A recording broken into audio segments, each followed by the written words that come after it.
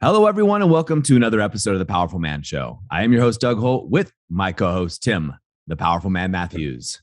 How you doing, brother? I'm very well. Honestly, I've got a bit of FOMO seeing you there in your nice setup with your nice pimping TPM top and your audio sounding nice and crisp. But zooming, focusing in and out. But overall, I'm doing well. As you know, I'm in Leeds. Traveled up to Leeds for Paddy to have an operation, which has gone well, which is a nice relief. And yeah, life's good. How about you? Things are great, man. Got family coming into town. Today's a big day for the family. Got swim lessons for the kids and things going on. Just really excited for all the things that we have. There was an amazing post. There was a number of amazing posts, but I was just reading this before we hit record. There's a guy that's going through the activation method right now. I don't know. He's a couple weeks in or so, and it's a longer post. And one of the coaches actually tagged you, myself, and Arthur in it. And I read the post, and it was lengthy. And he talks about his journey on where he is, you know, as a lot of men who enter the activation method because for relationships, that line, you know, he was going through a lot of problems and divorce was on the table. And, you know, he hasn't even completed the program, right? The activation method's meant to be an 8-week program. And already he and his wife are more connected and having the best sex they've ever had.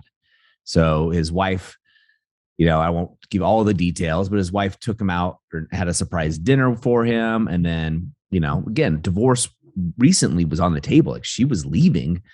And so he was just ecstatic, right? That she planned this lovely surprise dinner for him, you know, and he was taking the lead. And that's one of the reasons she did, but she still wanted to do something nice for him. And they get in the car to leave Tim and to head home.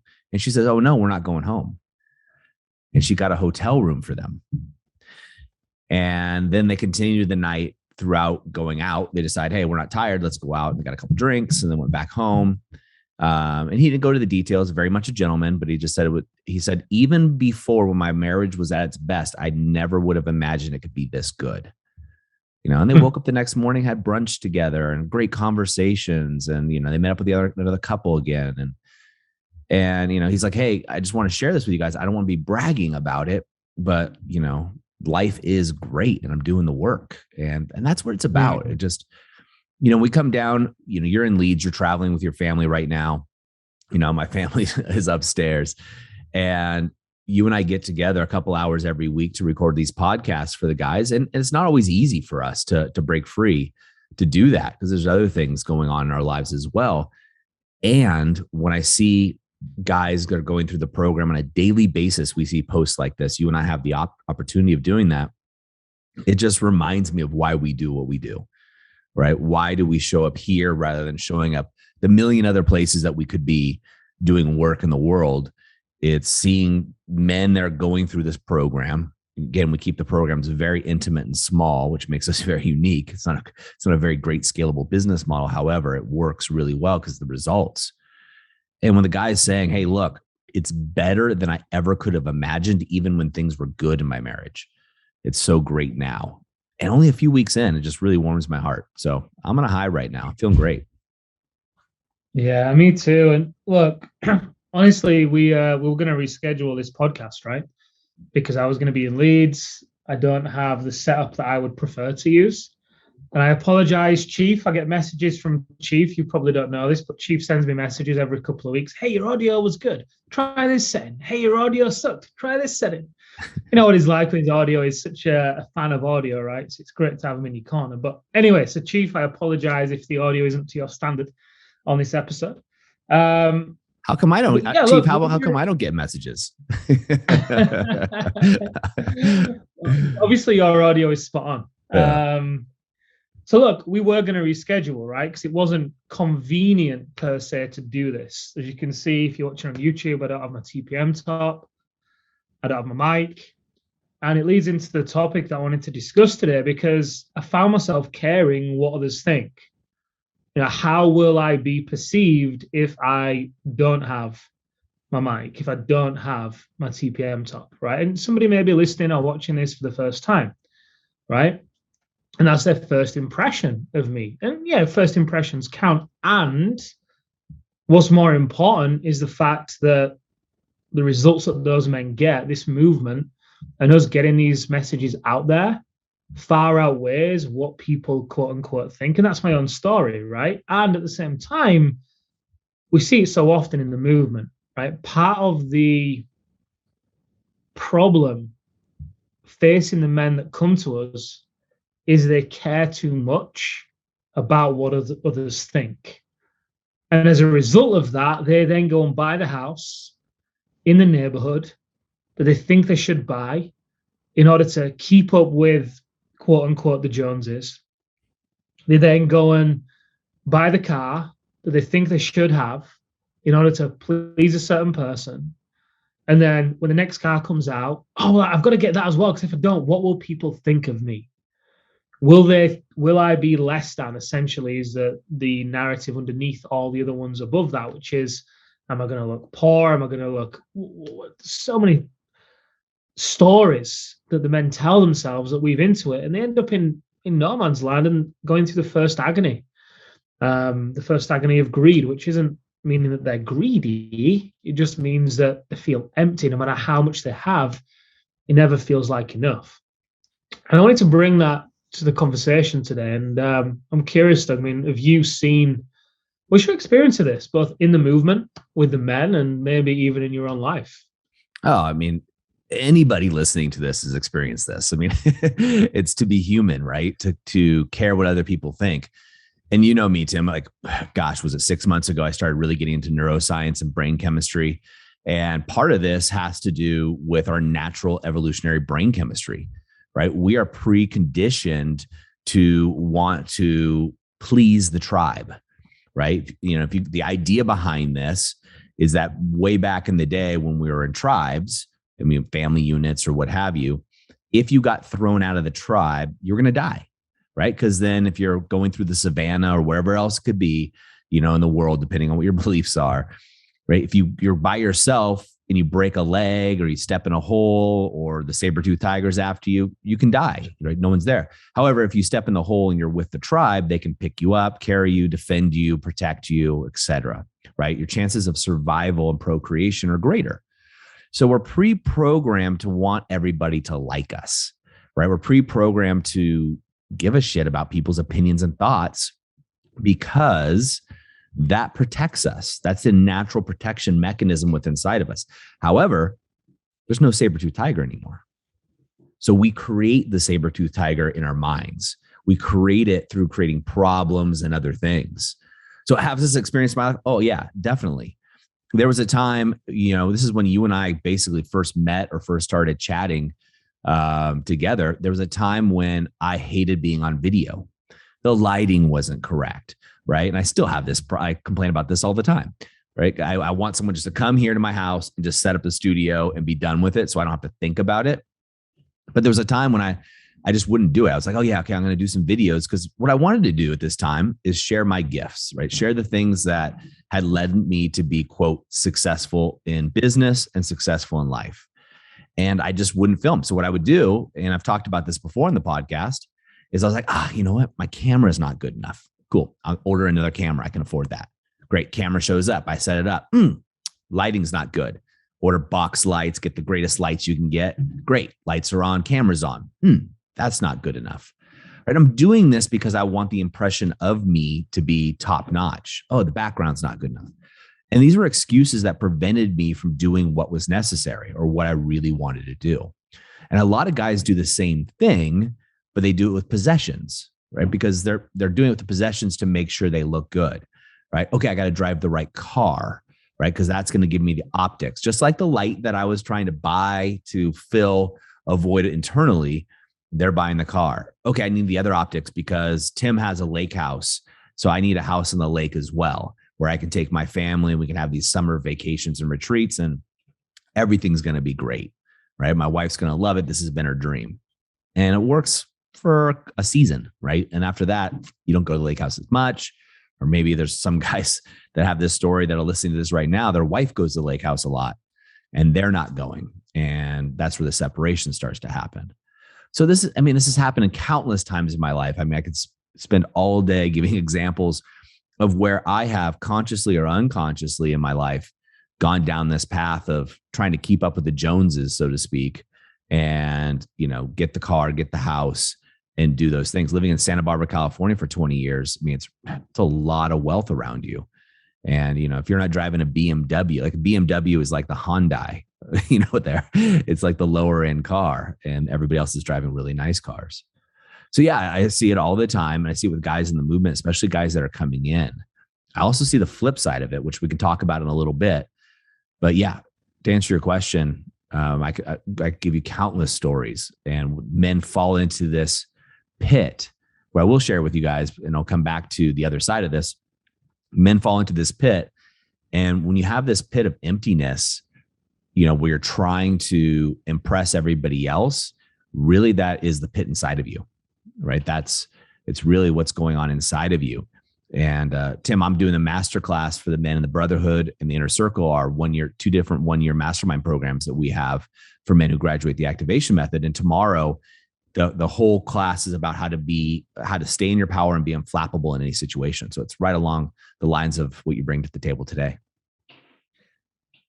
Yeah, and you raised some great points, because, in a lot of respects, there is an innate bias, right, to want to care what people think, to increase chances of survival. Healthy, right? The trouble is when it becomes unhealthy, and it drives a lot of the guys unconsciously. And when it becomes really destructive is when their wives see them doing all these things to please everybody else, save everyone around them, be it giving them money, be it rushing out of the house to go and fix a job, or pick them up, or take them somewhere, or whatever, just come to the rescue, right? Be it working harder in order to pay for that new car, even though the car they've got is perfectly fine, and they have no plans to get rid of the current car. They're going to add another one. Yeah. So I mean, here's a very important distinction that you just brought up. Is it's one thing to get a really nice car or a new car every year and love it, and that's, you want it for you because you're a car guy. There's a different thing when you get a new car because you're trying to, what we call in the States, right, keeping up with the Joneses. I don't know if you use an expression like that in the UK, but you're trying to keep up with the Joneses or the people next door. So you're getting a new car because you think you have to. That's a totally different energy. That's my point. It's the difference between living from the outside in versus the inside out. Yep. When you're living from the outside in, which is where the guys often are when they come to us, that's why in the Live as a King system, one of the first things we give them, it's all about doing the flip, which helps them to live from the inside out, right? So you shift from caring what others think to caring what you think.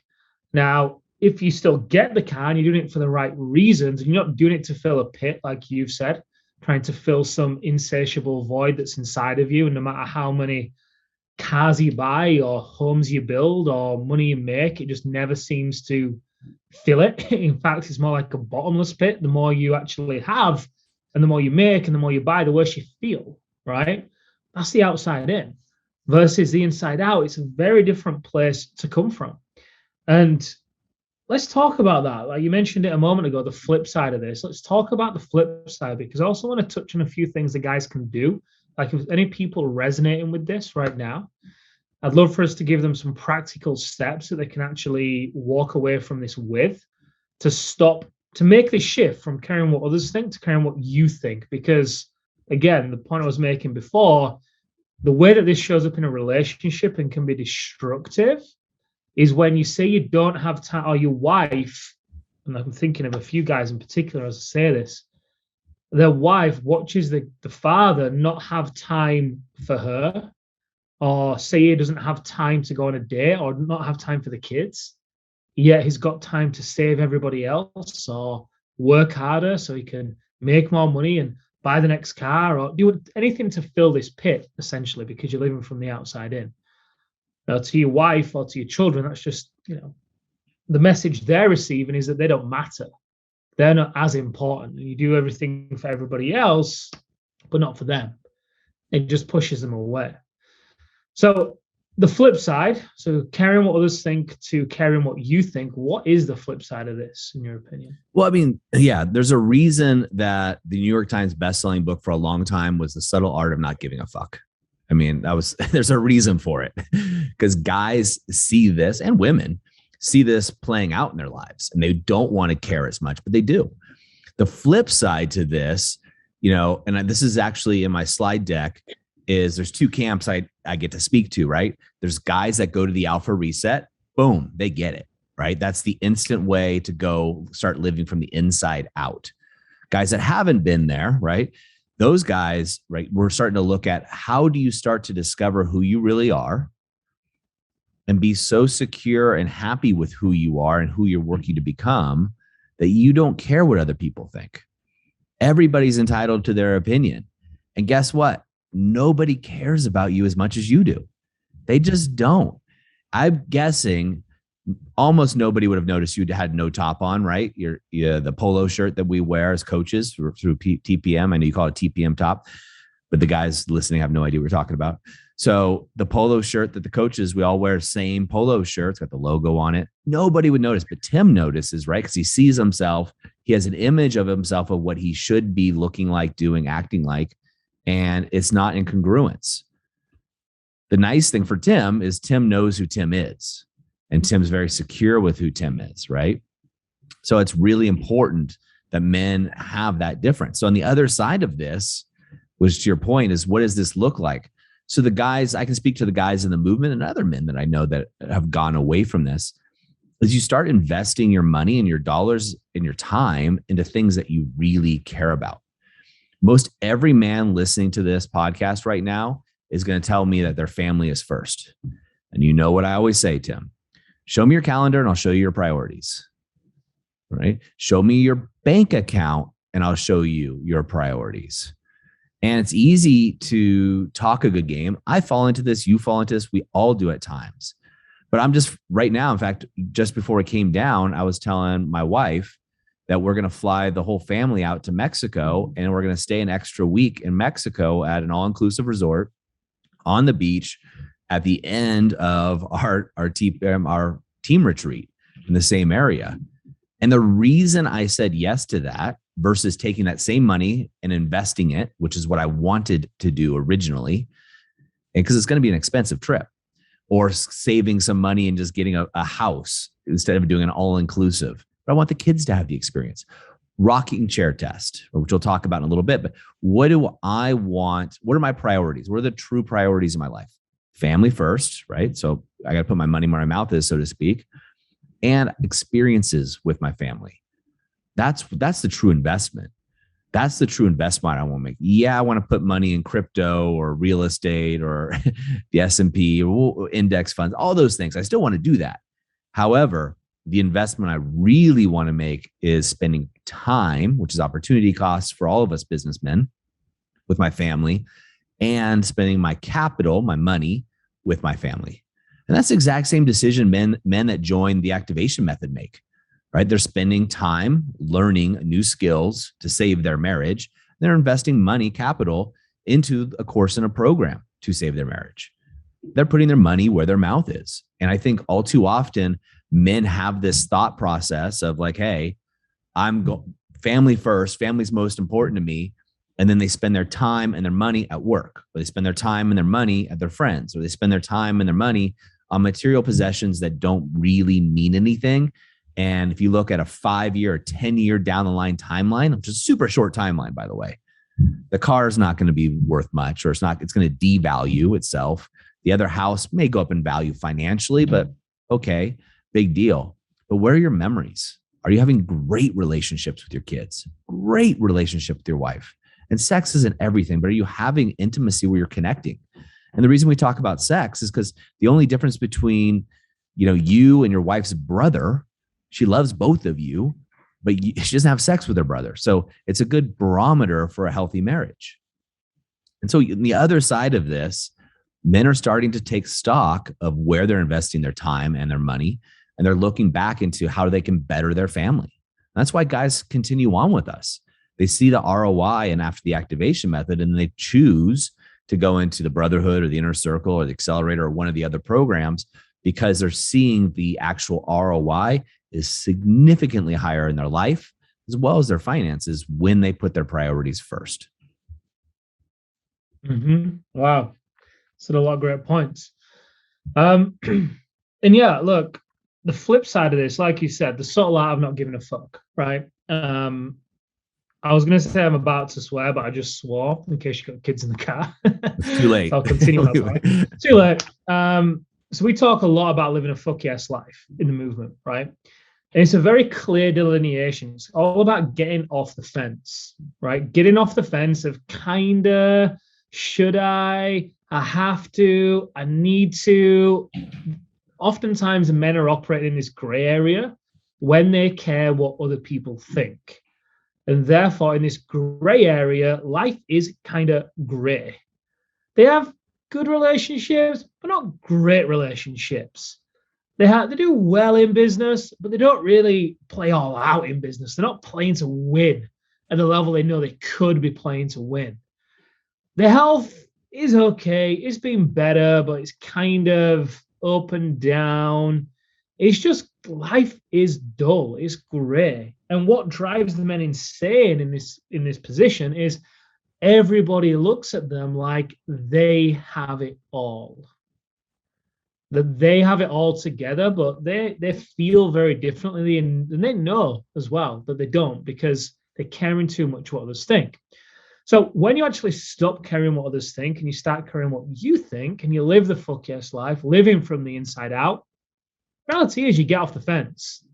One way or another, either we kick you off the fence or you choose to get off the fence, because you are getting off the fence. It's as simple as that. You are not staying on the fence. And by getting off the fence, you come up with fuck yes and hell no, right? And that might be this car purchase. Okay, well, does it excite you and scare you? It's a filter we always use. Does it excite you and scare you? Does it bring you joy? Yeah, do you know what? The idea of getting that car, like the experience I'm going to have with that, I imagine just driving down the open road and the joy I'm going to get, the energy I'm going to take back to my family and into my business. Fuck yeah. Perfect. Get the car. Versus, not really. I mean, like, I feel like I should get the car because, Joe over the road, he just got the new Tesla and, it looks kind of nice. And, I feel like I should really get that Tesla because he was saying to me, hey, you know what, Tim, you need the Tesla. You need the Tesla. It's a different place to come from. So when you actually figure out what your fuck yes and hell no is, you're smirking. It always puts me off when you're smirking. It looks so sinister. When you start to care what you think, one of the first steps within that is getting clear on what your fuck yes and your hell no is.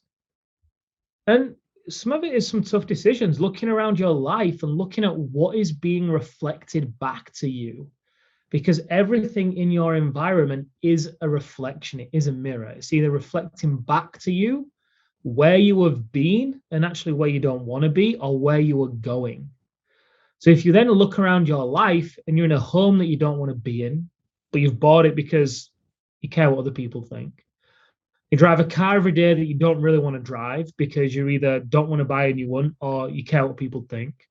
You look in a mirror and you don't like what you see.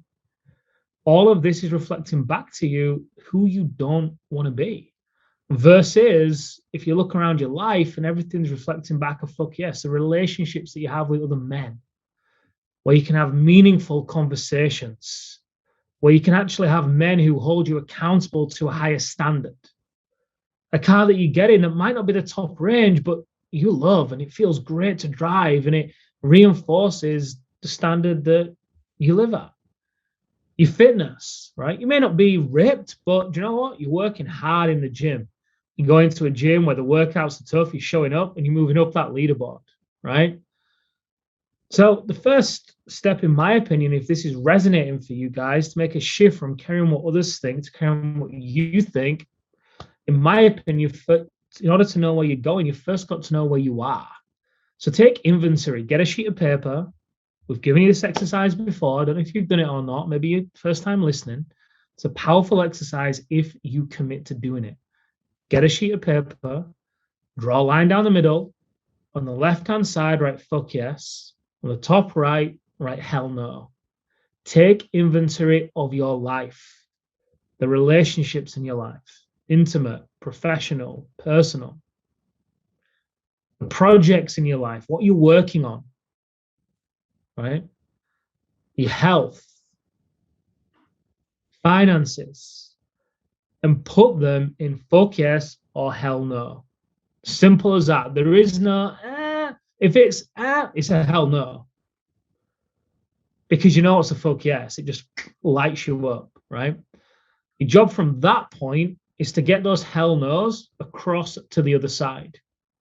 That might involve some conversations with people. It might involve some delegation in your business. It might involve some different kind of management with your money. It might involve you actually changing your priorities around in your calendar. It might involve moving gyms. It might involve hiring a trainer. Whatever it involves, do it. Because as you do this, you make the shift and you begin to care what you think versus caring what others think. You shift from the outside in to the inside out. You leave the pit behind and you actually start living a life that's in alignment with you, not giving a fuck. To Doug's point, your most powerful place. And you take that energy back in to your household, back to your family. This is where your cup overflows. And this is where everyone gets the best of you instead of the rest of you. Great points and great exercise. And I'm going to give you guys another one here, but I want to make sure you guys do this one first. So make sure you're committed to doing the one Tim just mentioned. And guys, look, I get it, right? It's easy to go from one podcast to another, one YouTube show to another, right? And not actually do the work. But what are you doing? You're just coasting through. It's like an entertainment thing for you. Actually stop and do this work. Put it in your calendar or pause this now. If you're at the gym, totally get it. I listen to podcasts at the gym sometimes too, but make sure you mark this or add something to your calendar where you're going to sit down and do what Tim's talking about. And it's not about basically saying, I don't give a F about this or what have you, right? Because you do, you care about things and that's okay. You don't want to have a teenage mentality about this.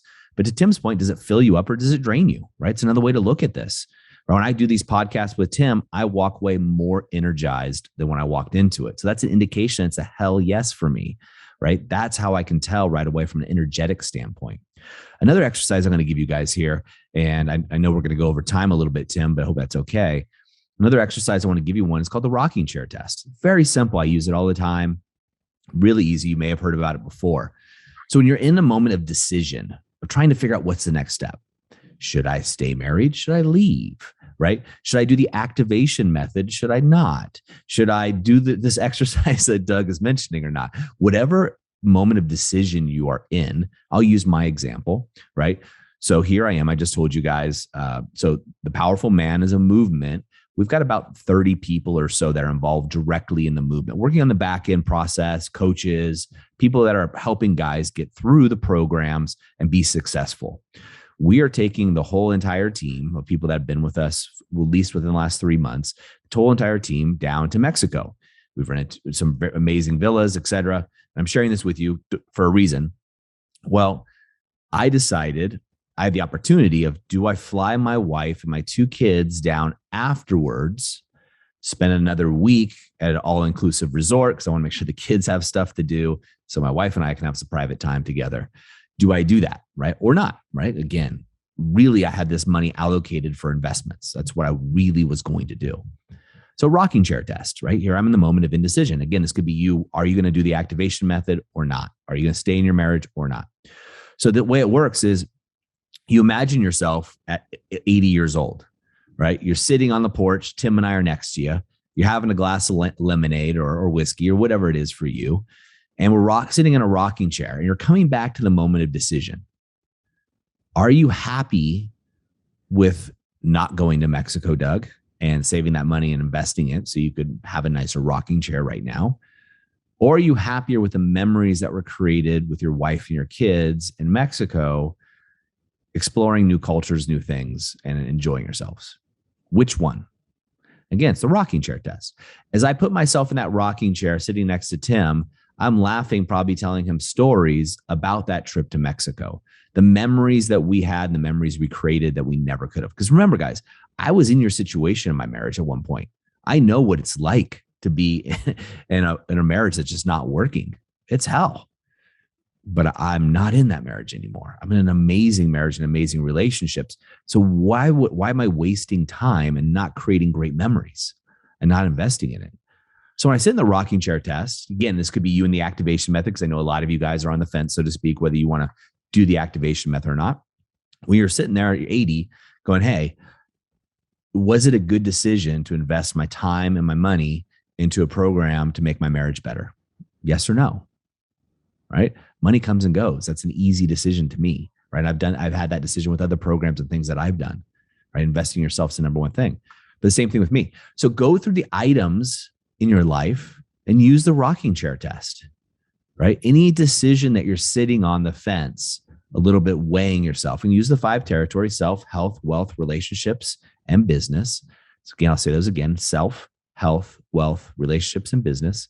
And do the rocking chair test, right? Is this great? Hey, I'm going to buy this new lake house. Cool. Rocking chair test. When I'm 80, sitting on the porch with Tim and Doug, drinking lemonade or drinking bourbon, whatever it is, what am I happier that I bought that house, or am I happier that I invested in something else? Right. And you get to make the decision from that place. That's a very powerful place to be decisive and to make decisions. Great exercise. Great exercise. It's great exercise if you do it. If you do it. So guys, as I always say, in the moment of any insight, take massive action, do the work, be that guy, just like the guy that I mentioned before that's going through the activation right now, who is having the best relationship with his wife he's ever had. In fact, he said in his words, unimaginable connection, right? Unimaginable. He did say unimaginable sex too, but unimaginable, so to speak, right? That is amazing to me. And the reason he's there is because he took action. He took massive action, and he's doing the work. And again, those that do the work, we all know, reap the rewards. So be that guy. Gentlemen, as always, take massive action, and we'll see you next time on The Powerful Man Show.